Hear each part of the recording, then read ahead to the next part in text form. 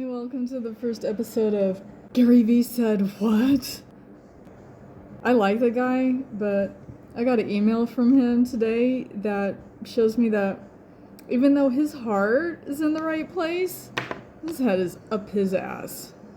He's giving quasi-motivational advice to people, but if they actually went through with it, they would end up broke and gaslit. Let's read, shall we? Hey everybody, this is your sign to jump. Bold star from someone who hasn't touched a W-2 since pagers existed, but okay. You don't need my advice, just my push. No, Gary, what they need is housing security, a skills upgrade, and an economic exit strategy. But send us more heart emojis. Quit! Imagine a motivational speaker like him yelling quit to people with dependents, no safety net, and rising rents. This is how we get more trauma and, transformation. Not the one they want, though. Of course, not everyone can quit right now.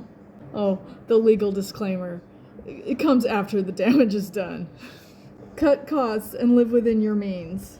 Inflation says hi. Groceries are up. Rent is wild. And this man thinks that skipping lattes is the path to freedom. Take less money and be happy. Brody, this isn't 2011. That software developer job that was $80,000 a year back in the day is now $55,000 a year, and there's 1,000 people applying for it. Happiness is not tied to pay cuts, it's tied to agency. Taking less money for another job and being happy with your life is a move many lack the humility to make. Is this man serious right now?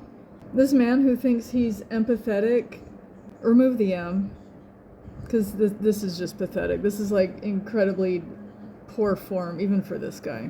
This guy's a year younger than me, but he has got such rabid boomer energy in this message that I'm like wondering about him now. Because for the most part, a lot of his advice is very good, but this absolutely misses the mark, and it's embarrassing. And I bring this to you because I find it important. There is a big time weird energy going on with big name coaches and gurus and mentorship dudes like this, that if you're making 2 to 3 commas a year, you are not in touch with what the average person is going through. And I know you want to think you are. You're not.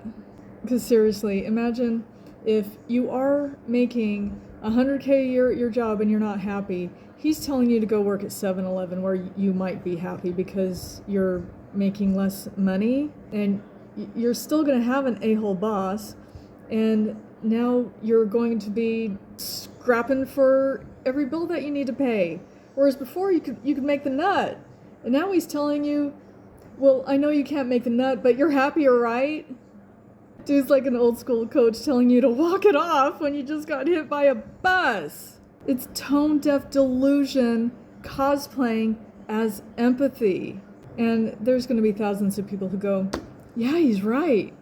Because they've lost the ability to think for themselves. And they're wanting influencers or coaches, mentors, gurus to do their thinking for them.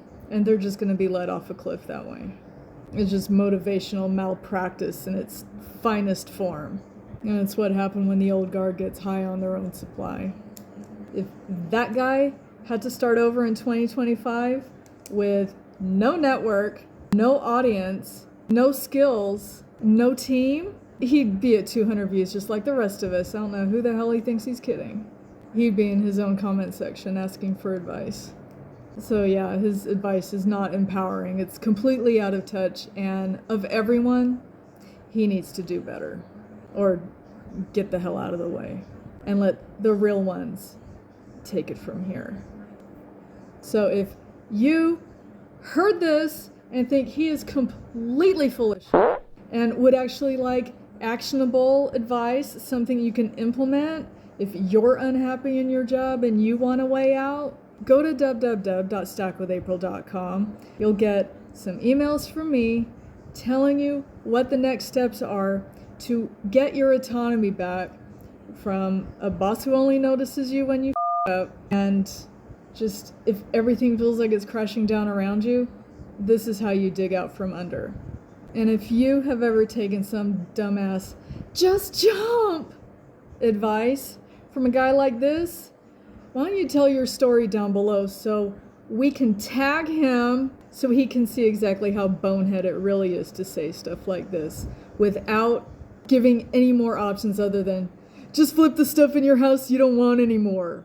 Cut back on your coffee. Okay, bye.